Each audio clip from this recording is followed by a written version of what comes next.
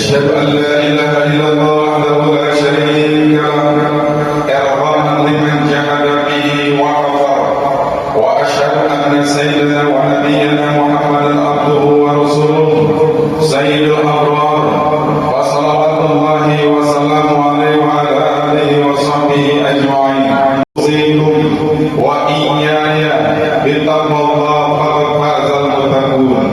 Ma'asyiral muslimin jamaah salat Jumat di Masjid Jami Al-Ma'unah yang sama-sama dimuliakan Allah Subhanahu wa taala.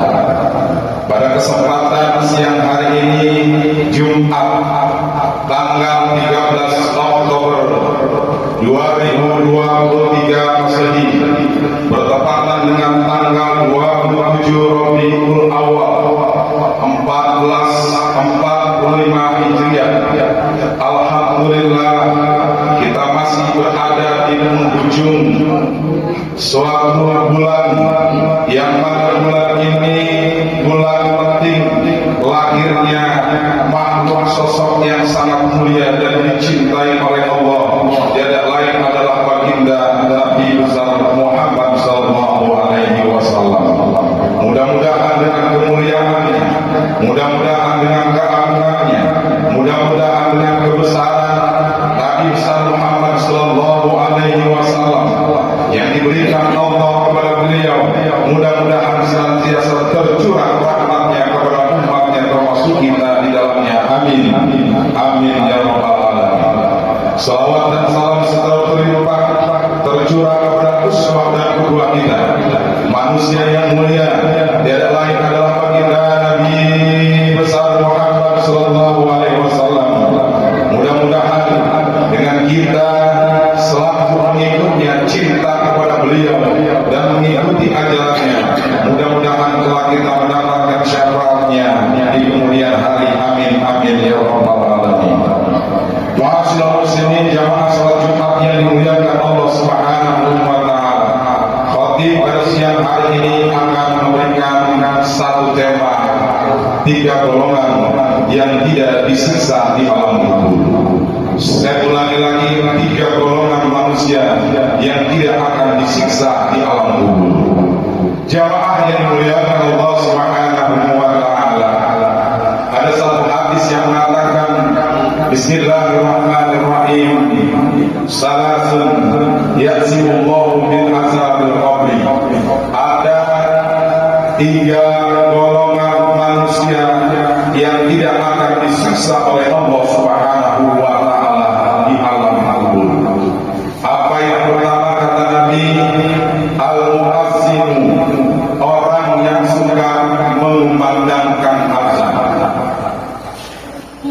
Perbuatan pekerjaan yang sangat luar biasa yang kita anggap sepele, mengumandangkan azan, ternyata kata baginda Nabi besar Muhammad sallallahu alaihi wasallam, perbuatan itu akan mengangkat azab kubur bagi orang yang suka mengumandangkan azan. Jamaah yang dimuliakan Allah Subhanahu wa taala, berapa banyak kita saksikan di mushola-mushola, berapa banyak kita dengar di masjid-masjid, suara yang mengumandangkan azan masih banyak di antara kita yang mengumandangkan azan, melantunkan azan, di antaranya adalah orang-orang yang sudah lanjut usia. Aki-aki, engkong-engkong, bapak-bapak, jarang dan jarang sekali yang mengumandangkan azan dari anak-anak dan juga para pemuda-pemuda. Ini amalan yang sangat luar biasa, mengajak menyeru manusia untuk ingat kepada Allah Subhanahu wa taala. Bahkan ada ulama-ulama yang mengajarkan kepada kita, bayi yang baru dilahirkan maka dianjurkan untuk diazankan dan diqomatkan.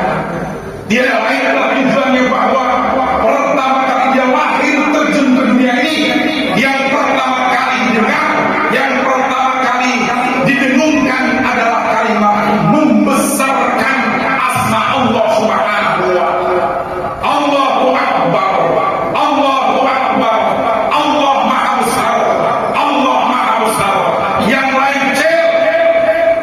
yang lain tidak ada apa-apanya.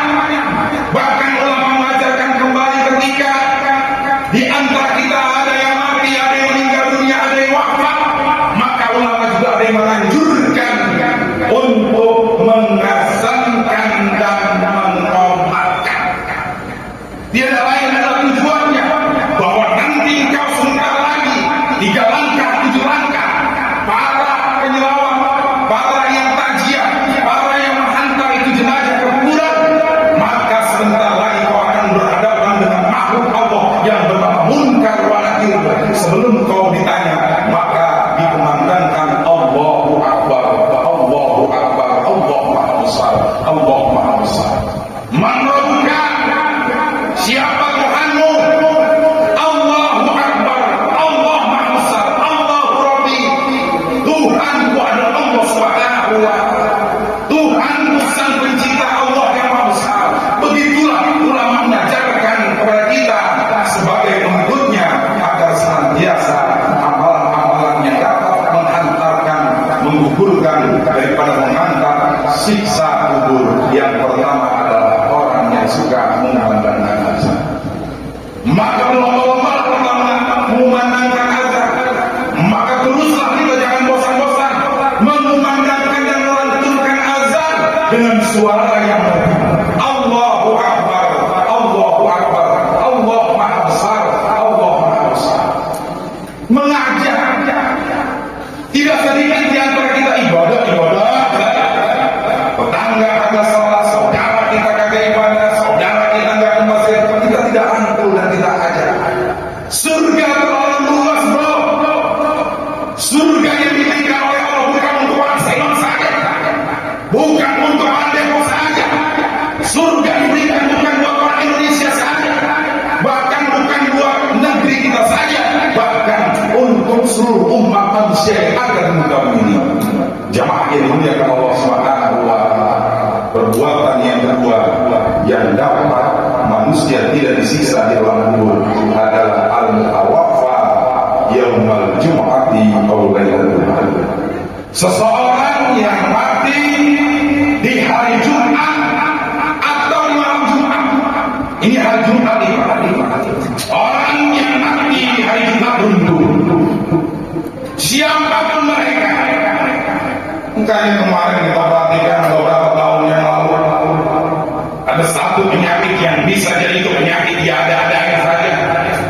Berbagai macam isu yang ada, masjid kosong, majlis taklim sepi, Jumat kadang-kadang ada yang libur, masjid luar biasa kondisi pada saat itu.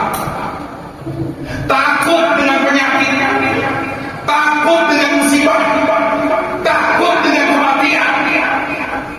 Bukankah kaya mati, miskin mati, sehat mati, yang sakit pun mati? Tinggal tunggu nanti giliran saja bapak-bapak yang dimuliakan oleh Allah Subhanahu wa Ta'ala. Maka ulama-ulama, kiai-kiai, habaib, orang-orang soleh ini yang matinya wafatnya di masjid, matinya ketika habis baca Quran atau saat baca Quran, yang matinya ada lagi berada di dalam masjid sholat berjamaah. Mereka menginginkan itu, tetapi ternyata di antara kita banyak tidak sedikit mereka yang takut mati gara-gara berkumpul berjamaah karena membaca sholat berjamaah. Jamaah yang dimuliakan Allah Subhanahu wa Ta'ala, yang terakhir kata baginda Nabi Muhammad SAW, orang yang tidak akan disiksa di dalam kubur yang ketiga adalah asyhadu, orang yang mati. Sembarangan. Kenapa sekarang di negara Palestina, negara yang sangat luar biasa menanggung sejarah buat umat Islam, negara Palestina dijajah, diserbu habis-habisan oleh Israel yang ingin mencampur, yang saat ini minggu-minggu ini, bahkan hari Rabu kemarin ada berapa ribu saudara-saudara kita yang mereka protes kedutaan besar Amerika, membakar benderanya, protes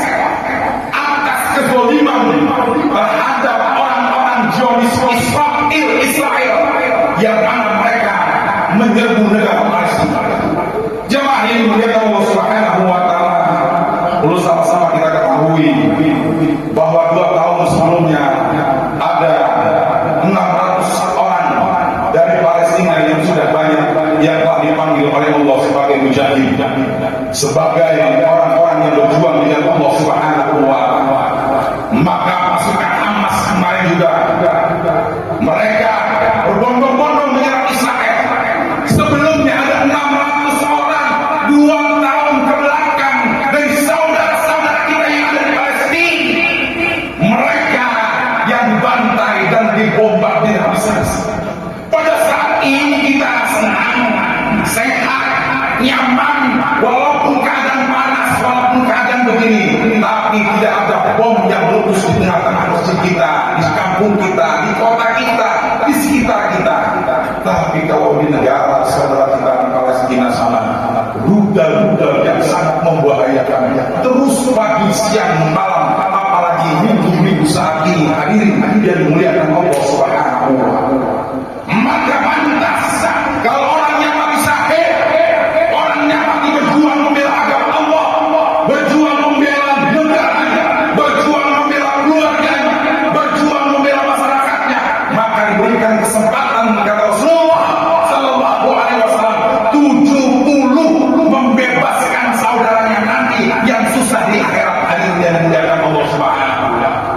Dia punya bapak susah nanti di akhirat dibantu. Dia punya abang susah di akhirat nanti sengsara tidak ada yang bisa bantu, dengan uang dan harta dibantu. 70 orang diberi kesempatan bagi orang yang mati syahid membela saudara-saudaranya di akhirat. Itulah kelebihan orang-orang yang berjuang pada saat ini di negeri Palestina yang sangat kita cintai, yang di dalamnya adalah mempertahankan Masjidil Aqsa, pernah transitnya baginda Nabi Muhammad sallallahu alaihi wasallam sebelum berangkat Isra dan Mi'raj baginda Nabi Muhammad sallallahu alaihi wasallam. Jamaah yang dimuliakan Allah Subhanahu wa taala, saya ingatkan kembali, kita sehat lagi. Yang sakit kemarin baru 1 hari, Mas Namo Sutikno mati juga. Yang kaya mati, yang miskin apalagi yang miskin sama mati dekat banget. Yang senang mati, apalagi yang susah.